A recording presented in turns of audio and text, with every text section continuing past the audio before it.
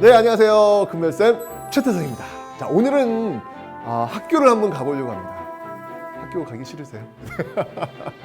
자, 여러분들 그 서울 그 해화동에 가시면요, 그 성균관대학교가 있습니다. 그 성균관대학교 이 정문으로 이렇게 올라가시다 보면 그 옆쪽에 그 성균관이 있어요. 자, 이곳이 어디냐? 바로 조선시대 대학입니다. 이 성균관 유생들은요, 바로 이 성균관에 있는 명륜당이라는 강당에서 학업을 닦았죠. 이제 거기서 이제 교수님 모시고 공부를 했다는 이야기죠. 명륜당 이제 그런 곳입니다. 근데 명륜당 뜰 그 앞에는 정말 어마어마하게 큰 은행나무가 있거든요. 이 은행나무 수령이 몇 년 된지 아세요? 무려 400년 됩니다. 어마어마하죠. 전 사실 이렇게 몇백 년 된 나무 앞에 서면요, 정말 이 옷깃을 여미게 됩니다. 그런 생각이 들어요. 야, 저 400년의 나무는 그 흘러가는 시간 동안 그 앞을 지나가는 그 많은 사람들을 만났겠구나. 저는 고작 몇십 년이겠지만 저 나무는 몇백 년을 그 많은 사람들을, 그 많은 역사를 다 봤겠구나. 저 나무 속에 역사가 있겠구나. 그런 생각이 들더라고요. 혹시 성균관에 가실 계획이 있으시면요, 이 데이트 코스 좋습니다. 네, 11월 초에 한번 가보세요. 가시면 400년 그 나무에서 떨어진 그 노란 낙엽, 그 낙엽이 진짜 바닥을요 그냥 쫙 메우고 있거든요. 진짜 아름답습니다. 자, 그 나무를 중심으로 해서요, 이 좌우로는요 동제와 서제가 있습니다. 성균관 유생들이 잠을 자던 곳인데 예전에는요 성균관 유생들이 여기서 기숙생활을 한 거죠. 요즘은 문화재 보존으로 비워두는 것 같은데요. 제가 옛날에 대학교 다닐 때는요 실제로 여기서 그 유학과 학생들이 기숙생활을 했습니다. 그래서 야, 이게 정말 몇백 년 전통이 좀 이어지고 있구나라는 걸 봤었는데, 자, 어쩌면 오늘 이 이야기를 하는 이유, 네, 봤습니다. 아까 제가 말씀드렸죠? 바로 조선의 교육기관에 대해서 한번 좀 이야기를 해볼까 합니다. 자, 그럼 먼저 퀴즈를 한번 내보겠습니다. 발표 주제를 묻는 그런 문제입니다. 이 내용을 좀 보시면요, 사진이 지금 등장하고 있죠? 자, 이 김종직과 조광조를 대표내는 그런 사람들인데, 세력 기반을 보니까 향약과 서원, 주로 향촌의 중소지주, 또 언론기관에 진출한 이들에 관한 어떤 주제를 지금 한번 잡아봐라. 이런 문제가 되겠습니다. 지금 보길 보니까 사림도 나오고 호족도 나오고 권문세족, 문벌기족, 신진사대부 나오는데 조선의 교육기관 그 핵심만 잡으시면 이 문제 쉽게 푸실 수 있을 겁니다. 자, 그럼 이제 하나씩 한번 살펴보도록 하죠. 자, 이 조선이라는 나라는요, 성리학의 이념을 바탕으로 세운 나라입니다. 정통과 명분을 따지는 학문, 성리학, 유학의 한 학문이라고 볼 수 있는데요. 근데 이 조선 개국 초기에는요, 사실은 혁명파 사대부들 소수였거든요. 그들을 제외하고는요, 대부분의 지식인들이 거의 동참하지 않습니다. 그래서 국가에서는 이제 인재를 키우기 위해서 중앙, 지방 할 것 없이 학교 굉장히 많이 세우려고 하는데 애를 많이 쓸 수밖에 없는 거예요. 그럼 조선 개국에 그 동참하지 않았던 인물들, 자, 이들은요 지방에서 낙향을 했으니까 이들은 이제 참여하지 않고 낙향을 한 거예요. 그래서 지방에서 후학을 길러내면서 성리학적 교양을 가진 그 지식인층들을 계속해서 배출하고 있는 상황이었습니다. 자, 고려 같은 경우에는요 귀족 사회였습니다. 그렇지만 물론 과거라는 게 있긴 있었죠. 하지만 실력에 의한 과거보다는 여전히 신분에 의존하는 그런 모습들이 좀 더 컸단 말이에요. 그런데 조선시대로 오면 역전됩니다. 신분보다는 실력이 더 중시되었다라는 것이죠. 바로 이 과거가 굉장히 더 중요시 여겨지는 겁니다. 이 과거라는 그 시험을 통해서 성리학적 지식을 가진 그 인재를 뽑는 그런 모습들이 더욱더 강하게 정착이 되는 것이죠. 그러니까 비록 흙수저라도 열심히 노력해서 과거라는 사다리를 쫙 오르면 관료로 성장할 수 있는 길이 법제적으로 일단은 마련이 된 것입니다. 그러니까 이런 걸 보면 고려시대에 비해서 진일보한 사회다 이렇게 볼 수 있겠죠. 자, 이 사람들이요 성리학을 그럼 공부할 수 있는 그 교육기관을 세우게 될 텐데 공립학교도 있고 사립학교도 있습니다. 자, 먼저 국가가 세운 공립학교는 뭐가 있냐면요, 중앙에는 성균관, 그리고 사부학당이 있고요. 지방에는 향교가 있습니다. 자, 중앙에는 성균관, 사부학당, 그리고 지방에는 향교. 요건 이제 국가 국가가 주도해서 세운 학교들이에요. 그러면 민간에서 주도한 그러니까 사립학교들이 되겠죠. 이런 교육기관에는 서당과 서원이 있습니다. 일단 요걸 이제 구분을 하셔야 되는 거예요. 조선시대 교육기관은 중앙에 성균관과 사부학당 그리고 지방의 향교 이런 것들은 국가에 세운 거. 그리고 지방에서는 서당과 서원이 있었다. 요건 사립학교. 구분이 되시죠? 그러면 자, 이 성균관부터 한번 살펴볼게요. 자, 중앙에 있는 이 성균관은요, 고려시대 그 국자감부터 계승된 아주 유서 깊은 그런 국립대학이었습니다. 고려 국자감의 그 체제를 그 신진사대부가 정비해서 성균관으로 그대로 가져온 그런 모습들인데 여기서 질문이 하나 있습니다. 자, 근데 그대로 가져오긴 했지만 그래도 차이는 있을 거 아니에요. 고려의 국자감과 조선의 성균관의 가장 큰 차이는 무엇일까요? 자, 그 다음은요. 성균관에는요, 기술학부가 없어요. 쉽게 말씀드릴까요? 성균관이라는 대학교에는요, 이과가 없어요. 그겁니다, 그거. 그러니까 고려 국자감에는 문과와 이과가 같이 있는데 조선 성균관에는 문과만 있는 거예요. 그러니까 공양왕 때 이 국학에서 이 기술학부를 쭉 빼거든요. 왜 그랬을까요? 이 조선의 그 신진 사대부, 성리학을 공부하는 성리학을 중요시 여기는 이 신진 사대부한테는요, 기술 그런 천한 거를 이렇게 대학에서 배워야 되나? 이런 그런 생각이 들었던 것이죠. 그래서 이제 뺀 겁니다. 정말 격세지감을 느낍니다. 요즘은 그 대학교에서 인문학부들이 막 이제 없어지고 있잖아요. 그죠? 근데 옛날에는 그게 아니라 이과들, 이런 것들이 조선시대 때는 없었다라는 거. 완전 차이를 느끼시는 거죠, 지금. 그죠?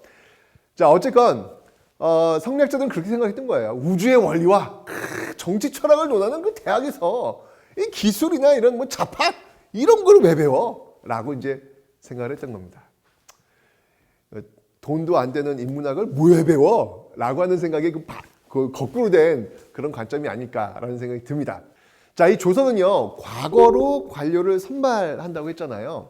과거제도에, 바로 이 과거제도의 핵심적 기관이 바로 성균관이었습니다. 자, 일단 이제 문과 급제를 위해서는요, 성균관에 들어가는 게 가장 좋았죠. 또 이 성균관 입학 자격을 기본적으로 가진 사람들을 뭐라고 하냐면 진사와 생원으로 정하고 있으니까 이 성균관의 권위가 만만치 않았습니다. 그러니까 무슨 말이냐면 이거예요. 조선시대 과거는요, 그 두 가지가 있어요. 소과와 대과가 있습니다. 소과는 원칙적으로 얘기하면 성균관에 들어가기 위한 시험이에요. 들어가면 소과에 합격하면 이제 생원 진사가 되는 거예요. 그 생원 진사들이 성균관에 들어가는 것이죠. 그리고 이제 공부를 해요. 그 다음에 보는 시험이 대과예요. 그 대과가 지금으로 얘기한다면 공무원 시험이라고 보시면 되는 거예요. 그 대과에 합격하면 공무원, 관리가 되는 것이죠. 소과는 지금은 뭘까요? 수능. 그렇죠. 대학에 들어가는 수능이잖아요. 소과는 수능, 대과는 지금의 공무원 시험. 이렇게 보시면 되는 거죠. 자, 실제로 이 사료를 이렇게 찾아보면요, 이 성균관은요, 정말 수도 없이 실록에 오르내립니다. 조선왕조실록에만도 정말 그 수천 건이 넘는 성균관 관련 기사를 확인할 수 있는데요. 이제 왕을 둘러싼 어떤 정치 상황을 중심으로 기록한 그 기사들인데, 성균관이 그렇게 많이 등장했다는 것은요, 정치, 사회 영역에서 성균관이 그 차지하고 있는 위상, 위치, 절대적이었다라는 것이죠. 그러니까 왕이 뭔가를 딱 하려고 했을 때 성균관 유생들이 집단적으로 일어나가지고 반대한다거나 또는 찬성한다거나 이런 어떤 모습을 보면서 정치적인 영향력까지 행사할 수 있는 굉장히 그 위상이 높았던 그런 기관, 바로 국립학교, 대학교 성균관이었습니다. 자, 물론 이제 임진왜란 이후에 제작이 이제 넉넉하지 못하고 이 조선 후기에 이 지방마다 이제 서원이 또 크게 유행해요. 사립학교들이 유행하면서 어떤 성균관의 어떤 그 기운이 많이 약해집니다.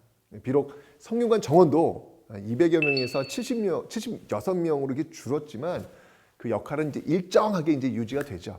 이 다른 정부기관들은요, 개화기를 거치며 사라지는 경우가 굉장히 많았지만 성균관은 여러 어려움을 겪으면서도 정말 대한제국까지 정말 그 500년 그 역사를 자랑하면서 쭉 이어지는 이 모습을 보이게 됩니다. 자, 그렇다면 이 성균관 그 이외에도요, 또 다른 그 공립기관을 한번 살펴보도록 하겠습니다. 아까 제가 중앙에는 성균관과 또 무엇이 있다 그랬죠? 그렇죠. 바로 사부학당. 왜 살까요? 왜 살까요? 동서남북. 네, 이렇게 동서남북에 4개의 학당을 두어서 사부학당이라고 하는 겁니다. 성균관이라고 하는 것은 고등교육을 담당하는 곳이고 사부학당은 중등교육을 담당하는 것이죠.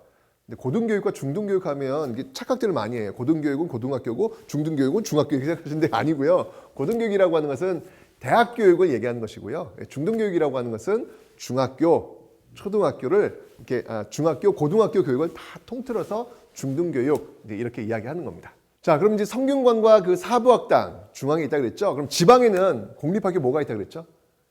향교 있습니다. 향교. 향교는요 부목, 군, 현마다 하나씩 세운 공립학교가 되는데 이 사부학당과 마찬가지로 그 중등교육기관입니다. 그런데 재밌는 건 뭐냐면 이 향교에서는요 교육만 하는 게 아니라 유명한 선현들에게 제사도 지낸다는 것이죠. 그러니까 교육기관이라고 하는 곳이 단순하게 그냥 공부하는 그런 곳만 머무는 게 아니라 어떤 그 유명한 어떤 선인들 있잖아요. 모셔야 되는 어떤 그런 분들을 제사를 지내는 그런 기관도 있다라는 것을 한번 기억해 두시면 되겠습니다. 좀 의외죠, 여러분들? 학교에서 제사를 지내? 라고 하는 거, 이게 바로 지금과 옛날 조선시대 이거 교육기관과의 좀 차이점이 아닐까라는 생각이 듭니다. 자, 이렇게 해서 여러분들 중앙의 그 성균관과 사부학당, 지방의 향교, 즉 공립교육기관 살펴봤고요. 자, 이제 사립학교를 한번 살펴보도록 하겠습니다. 자, 지방에 여러분들 그 드라마에 많이 나오는 하늘, 천, 따지, 예끼! 하면서 하는 교육기관이 있죠. 예, 바로 서당이 있습니다. 서당은요, 이 초등교육을 담당한 그런 곳이 될 텐데요. 어린아이들은 이 서당에서 천자문과 그 수학을 배우게 됩니다. 여러분들 왜 그 유명한 그 김홍도의 그 서당 그림 있잖아요. 그죠? 예, 훈장님이 그냥 회초리를 때리는 어떤 그런 장면, 그런 것들 기억하실 겁니다. 자, 이번에는요, 서원을 한번 보도록 하겠습니다. 자, 서원은요, 중등교육과 고등교육을 통괄하는 그런 사립학교가 되겠습니다. 서원도 역시 향교처럼, 아까 향교가 교육하고 또 뭐 한다 그랬죠? 제사한다 그랬죠? 여기 서원도 마찬가지로. 예, 교육도 하고 제사도 하는 그런 곳이 되겠습니다. 그러니까 건물 안에 이렇게 들어가시면요, 바로 그 성현의 위패를 모신 전각이 있어요. 예. 자, 이 구조를 한번 보면, 그 구조는 성균관과 굉장히 비슷합니다. 이 교실인 강당이 있고요. 강당이 있고 마당의 양쪽으로 그 기숙사인 동제와 서제가 이렇게 배치가 되는 것이죠. 그 강당 맞은편에는요. 제사를 드릴 수 있는 사당이 또 이렇게 세워져 있습니다. 자, 이 조선시대 그 최초의 서원은요. 바로 이 1543년 주세부인이 세운 백운동 서원입니다. 자, 경상북도 영주에 있습니다. 영주에 한번 가시면 그 안동 영주 이쪽에 가시면요 정말 서원 한번 쭉 둘러보고 오셔야 되는 거 필수 코스거든요. 자, 이 영주에 있는 그 백운동 서원에는 뭐가 있냐면 정말 성리학을 우리나라에 소개했던 아주 유명한 인물이 있죠. 누군가요? 안양입니다. 그 안양에 영정이 모셔져 있습니다. 네. 이 원나라에서 이 조선의 그 성리학을 이게 참 소개했던 그런 인물인데요. 잠깐 이 백운동 서원과 관련해서 좀 재밌는 이야기 하나 좀 들려드리도록 하겠습니다. 여러분 1,000원짜리 그 지폐에 나오는 인물 누군가요? 이황이죠, 이황. 이황이요. 이적 군수로 부임했을 때 백운동 서원 한번 둘러본 거예요. 학교라는 교육기관이 있다는데 한번 가서 본 거죠. 군수니까, 그죠? 근데 학생들이 말이죠, 아주 제법 뿌듯하고요. 열심히 공부하고 있는 거예요. 보기가 참 아름답구나 라고 해가지고 조정에 이제 건의를 올립니다. 여기 이렇게 좋은 학교 교육기관이 있는데 정부에서 좀 지원 좀 해주자. 그래서 이런 거 좀 이렇게 북돋워 주자라고 한 것이죠. 결국 이제 이런 이황의 그 뜻을 이제 받아들여가지고 임금님이 친히 글씨를 씁니다. 영광이잖아요, 그죠? 지금 이게 대통령이 진짜 친필로, 그러니까 글씨를 써가지고 학교 이름을 딱 정해서 준 거예요. 임금님이 뭐라고 썼느냐? 그때 소수서원이라고 딱 현판을 써가지고 내리게 됩니다. 이렇게 임금이 이제 쓴 그 현판을 하사받은 서원, 그 서원을 우리는 뭐라고 하냐면 사액서원이라고 그래요. 내릴 사자, 액자를 내렸다는 얘기죠. 현판을 내렸다는 얘기죠. 그 사액서원이라고 하는데 이 사액서원이 되면요, 그냥 현판만 내린 게 아니죠. 임금이 이름까지 만들어줬는데 혜택이 있습니다. 어떤 혜택이 있냐고요? 토지도 주고요. 그 토지의 면세 혜택도 줍니다. 그러니까 엄청난 경제적인 혜택이 돌아오는 것이죠. 자, 바로 그 사획서원, 이 사획서로 출발했던 이 소수서원은요, 우리나라에서 최초로 임금님이 이름을 딱 지어내린 서원이었다. 백운동 서원이 최초의 서원이었는데 여기가 바로 사획서원이 되었다라는 거 기억하시면 되겠습니다. 자, 그러면 그래도 이제 사실 뭐 소수서원보다는 우리가 딱 서원하면 딱 떠오르는 서원이 있잖아요. 어딘가요? 경상북도 안동에 있는 도산서원이죠. 도산서원. 그죠? 정말 이 안동은요, 이 문중으로 정말 이름난 그 지방답게 서원 문화가 굉장히 발달한 곳입니다. 도산서원은 이황이 이제 세상을 뜬 후 그 제자들이 세운 그런 교육경이 될 텐데요. 서원이 이제 등장하자마자 이 조선의 그 향촌에서는요, 정말 여기저기 서원을 설립하는 그런 바람이 쫙 불게 됩니다. 이 사림에게 정말 최고의 가치는 스승을 제사 지내고 그리고 후학을 길러내는 것이었거든요. 참 좋은 것 같아요. 저도 이 교육을 하는 입장에서 열심히 그 학생들을 가르칠 수 있는 어떤 그런 좋은 공간이 있다면 그거보다 이 가르치는 사람한테 행복한 건 없지 않을까라는 그런 생각이 드는데, 그러면서 이제 서원들이 많이 세워지는 거죠. 그죠? 어쨌든 조선시대 때는 바로 이렇게 후학을 양성하고 소년을 제사 지내는 이런 최고의 가치를 모두 수행할 수 있는 곳이 바로 서원이었습니다. 자, 이 지역의 그 살인마다 서로 다른 지역, 다른 학파에 뒤질 수 없다는 어떤 그런 경쟁 심리도 작용했다고 볼 수 있겠죠. 자, 이 서원에서 그 학문을 갈고 닦은 사람들이요, 누구였냐면 바로 사림들입니다. 그런데 서원은 관악, 이 중앙에서 국가에 세운 게 아니잖아요. 그죠? 사설, 사립학교잖아요. 그래서 이 관악파, 그러니까 성균관 출신들, 이런 관악파에서 대비되는 개념으로 사학파라고 부르기도 합니다. 이 사림의 그 대표적인 인물에는 누가 있을까요? 이황이 뭐 이런 인물 들 수 있죠. 근데 그보다 좀 더 먼저 어떤 사림을 어떤 이끌려고 노력했던 인물이 있는데 그 인물이 누구냐면 바로 조광조입니다. 조광조. 앞으로 읽어도 조광조, 뒤로 읽어도 조광조. 자, 이 율곡이인은요, 이 석담일기에서 이 조광조를 이렇게 평가합니다. 자질과 재주가 뛰어났음에도 불구하고 학문이 부족한 상태에서 정치 일선에 나아가 개혁을 급진적으로 추진하다가 결국 실패하고 말았다. 이렇게 지금 평가를 하고 있는데요. 이 조광조는요, 정말 유교적 이상사회를 꿈꾸었거든요. 그런 어떤 개혁 정치를 추진하다가 당시 어떤 기득권 세력이었던 당시 훈구파들 어떤 역습을 받아 결국 기묘사화 때 사약을 받고 죽게 됩니다. 기묘사화 여러분들 혹시 아세요? 그 나뭇잎에 주초위왕, 조씨가 왕이 된다라고 하는 글씨가 막 실리게 되면서 역모로 엮이게 되는 것이죠. 결국 이것 때문에 조광조는 죽게 됩니다.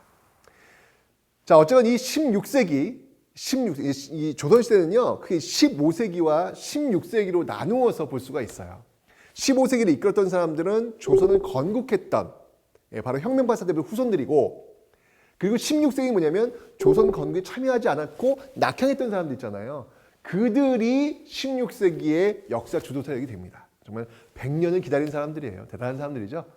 바로 온건파, 바로 사대부들의 후손들이 될 텐데, 자, 그러다 보니까요, 이 살인파는요, 전국 곳곳에 포진해가지고요, 후학들을 양성하는 서원을 대거 설립하게 됩니다.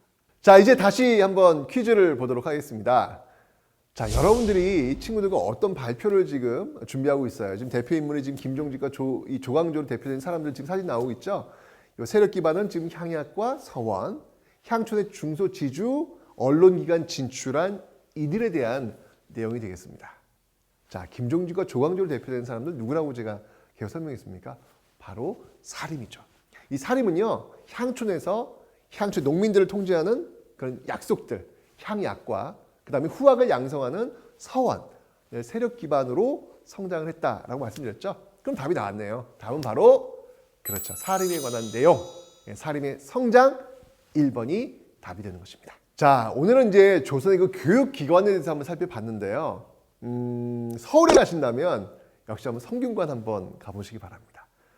지방에 가신다면 아까 말씀드렸던 뭐 소수서원이라든지 또는 뭐 도산서원도 좋지만 그래도 서원 가서 완전히 좀 이렇게 설렘을 좀 느껴보고 싶으시죠? 그럴 때는 안동에 있는 병산서원을 제가 강력하게 추천합니다.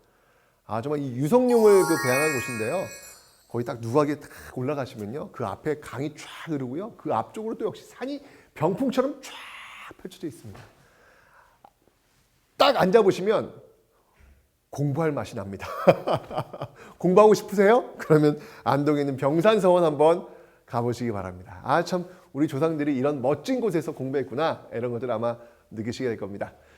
자, 여러분들 이렇게 조선의 교육기관 봤는데요, 용어들이 좀 다를지라도 지금 우리가 공부하는 어떤 교육기관과 그렇게 큰 차이는 없다라는 생각이 듭니다.